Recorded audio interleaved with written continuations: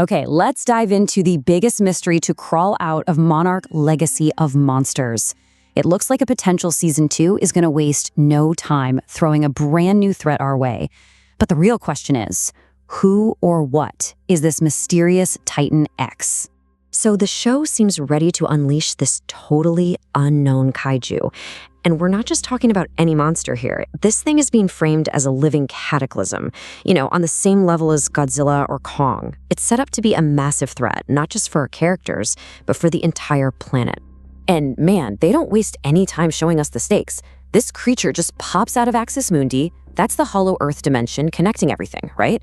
And boom, with just one tentacle, it takes out Monarch's deputy director, Natalia Verdugo. It's a super shocking moment that just hammers home how powerful and deadly this new Titan really is. Sets a pretty grim tone right from the get-go. So naturally, this new Titan has sent fans into a frenzy of debate online. And the wildest theory out there, it might just be the most compelling one.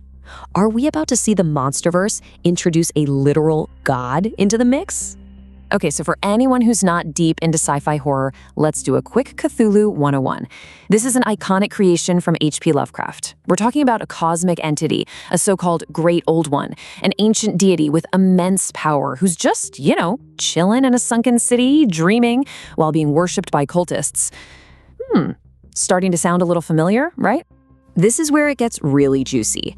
It feels like the show is deliberately dropping breadcrumbs that all lead back to Cthulhu.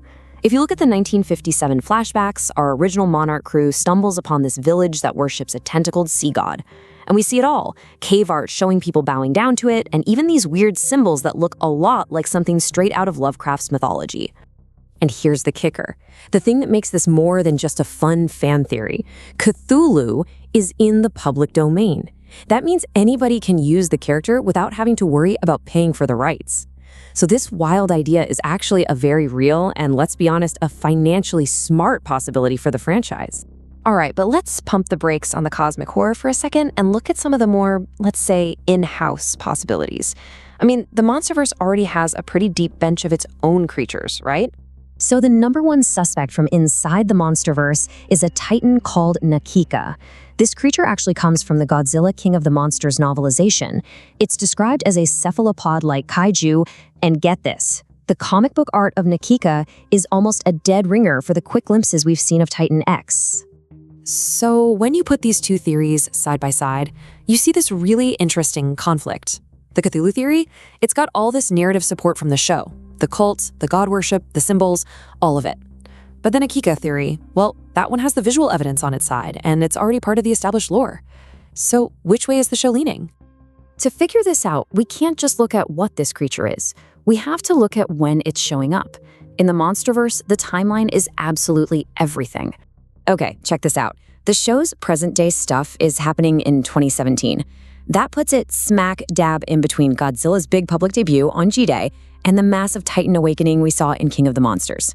So this is a world that's still just trying to wrap its head around the idea of one giant monster, let alone a whole pantheon of them. But wait, there's another layer to this mystery.